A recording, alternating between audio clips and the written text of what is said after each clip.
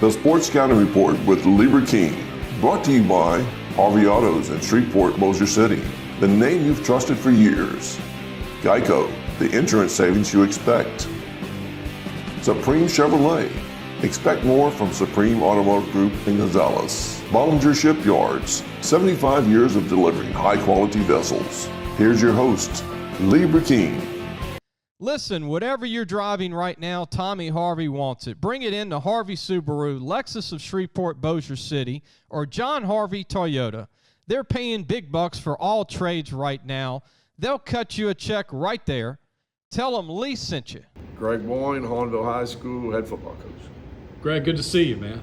Thanks for coming by. Been talking ball for a few minutes. Yes, sir. Old times. I brought you some old magazines. We've been talking about the old days, Destrehan days, now Hahnville, Tulane. I want to start with that. Freelo's over there from Hahnville, D-tackle.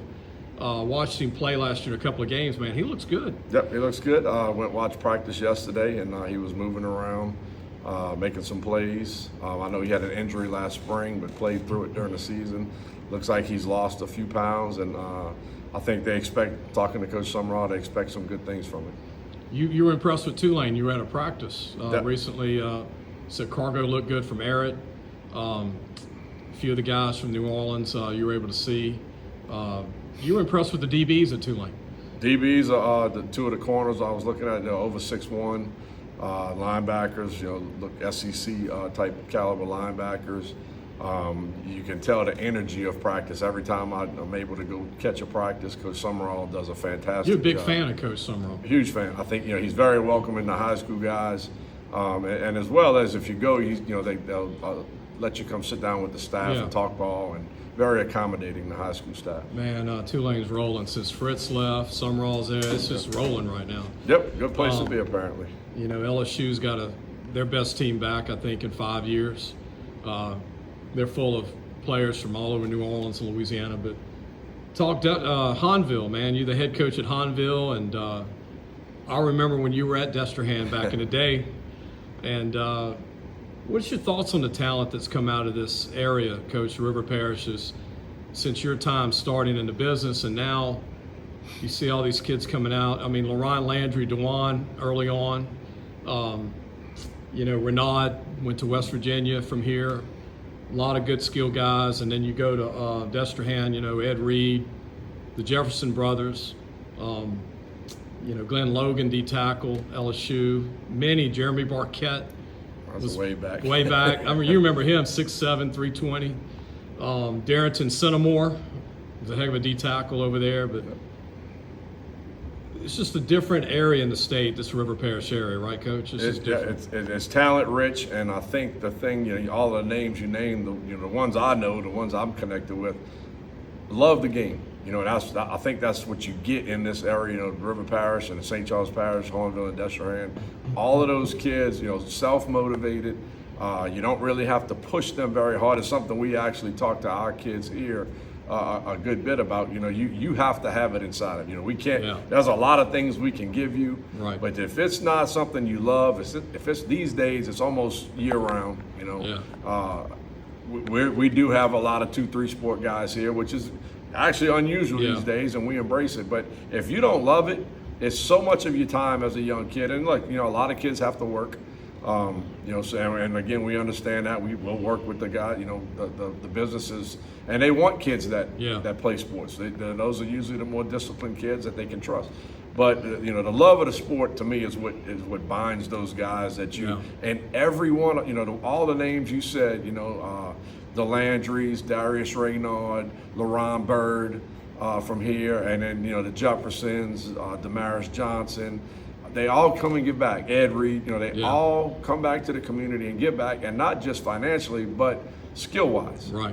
They come back, and I think what it does, using Justin as an example, Justin grew up from a young age, not just with seeing his brothers, but from seeing Ed come back, and I think it gives kids a sense of, I can do this if I put in the time and the work, right. And it gives them a knowledge of having a chance. Yeah. And not just to make it to the NFL, but to go to college. Yeah.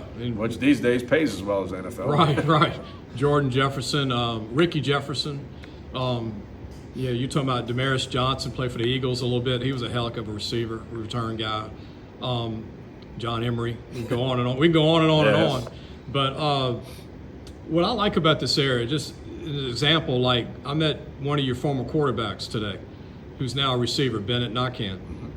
Didn't complain. You moved him to receiver. He's got a chance to be a stud receiver now. And, you know, you don't see that all over the state. Like, if a guy didn't get the spot, I'm out. And that's the part I don't like about the game. And when I see a kid like this that understands that he can help the team and that might be his future, it says, yeah, let me play receiver and I'm going to be a stud receiver now. That to me, that's a good team player. Yeah, and I think, you know, I'm getting to be one of the older guys, 27 years now, but I think the way kids are, what you just said, I think that's a reflection of society. You know, instant gratification. If I don't get it, I'm going to move on and do something else. Right. Whereas you get a kid like this, that's a throwback. And look, it was a heck of a competition. Right. Landon Teague and Bennett battled all the way up to week 1, literally. You know, we'd have meetings in the coach's office, and it just came down to Bennett was a little bit better. You know, so not an easy meeting with Bennett. You know, a year older, and he's in his junior year right now.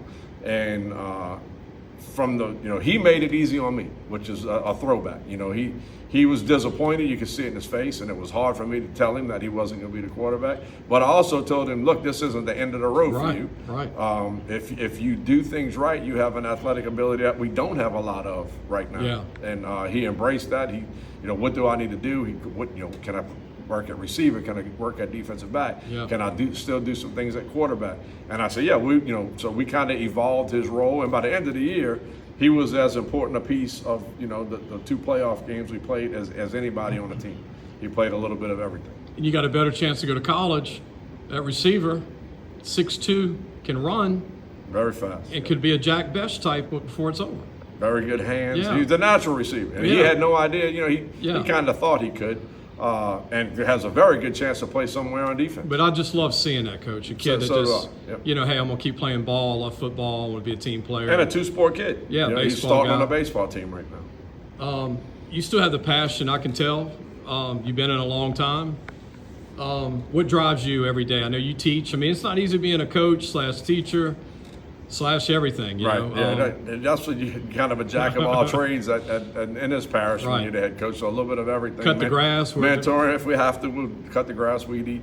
But the kids is what drives you. You know, I don't think there's a high school coach around that doesn't do it because of the kids. Right. You know, that doesn't do it because you can see a difference in a kid. You get a Bennett Nakhan, you know, you get a kid like a Renan Russ that transferred here, and he might be a little undersized, but you say, look, we think you're a DN, and he thinks he might be something else, but he's willing to do it and still work to be what he thinks he can be. All out. That's right. And every play, every rep, played through an injury last year. That's why you do it, you know, and to see not just a kid go, you know, I've been super fortunate, and so the kids I've coached, a lot of names you named, you know, college and NFL guys, and those guys stand out in your mind. But the ones who also come back, like we had our golf tournament last week, and the guys that come back and offer to cook or offer to play or offer to sponsor because they're having success in the business world or around here in the plants and industry. Those are the other reasons why, you know. There's not a lot of glory in high school coaching like there could be in college and NFL. We need some NIL coaching. some NIL coaches. Yeah, you know, I'd sign up. We need to start a website, nil.coach. Everybody else is give us a nil.coach. But it, you know, that's where the gratification comes from. That's, you know, it's a teaching job, and I came up under Coach Robichaux at Destrehan, and the principal named Mr. Chipper Simon. And he always said, Mr. Simon always said, if you're a good teacher, I can make you a good coach. You know, that's always stuck in my head. And that's why, you know, we have 7, 8 classroom teachers on the staff, algebra, science, social studies, AP classes, advanced classes. And those are your better coaches. They know how to get the message across to the kids. They know how to get the concept in different ways. You know, the days of just writing a play on the board and expecting the kid to go, their attention spans are too short. Right. You know, you have to make sure you show them film, you show it to them on the board, you do a walkthrough, you do it live, and then you're lucky if they have it. So you show me a good teacher, and I'm pretty sure we have a good staff of coaches here because I know we have good teachers. And I want to mention, I didn't throw this name out, Jai Eugene Sr. and Jai Eugene Jr. The list is long. It just keeps going on. And again, that's how you know you've been doing it for a while. 'Cause I coached both of them, and two great guys, two great men. And again, Jai was on the staff with us, who, when he played, you probably would have never thought. He had a lot of play with him, and when he got to LSU, he had some success, but it was limited. But he now he's a successful man. Yeah. He's a successful parent. He raised a great son because of the lessons he learned from high school athletics and high school football. Well, Coach, good luck to you this coming year. I know you're working hard. Appreciate it. And you know what my dad always told me? My dad was a youth league coach, and I learned when I was his ball boy at 6. He said, hard work, eventually it works out. If you work hard, he said, I never met a man that failed working hard. So I know y'all busted it here, and Something we tell our kids all the time. It's going to work out. Look forward to seeing Hahnville this year. Thank you, sir. Thank you, Coach. Thanks for watching the Sports Scouting Report with Lieber King.